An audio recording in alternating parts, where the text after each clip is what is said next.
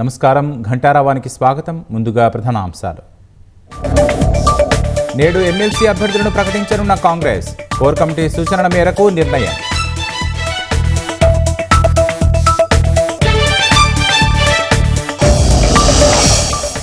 SLBC సొరంగంలో గల్లంతైన వారి ఆనవాళ్లు లభ్యం. కొందరిని ఇవాళ సాయంత్రానికి గుర్తించే అవకాశం.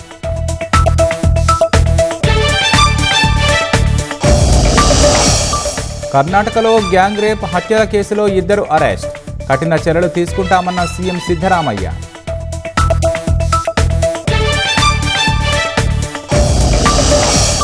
మధ్యప్రదేశ్లో హృదయ విదారక ఘటన.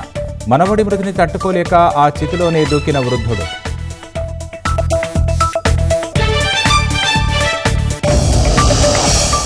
సుంకాల తగ్గింపులో ట్రంప్ ఒత్తిడేం లేదన్న భారత వాణిజ్య శాఖ. ద్వైపాక్షిక వాణిజ్య ఒప్పందాల కోసమే సవరణంటూ వివరణ.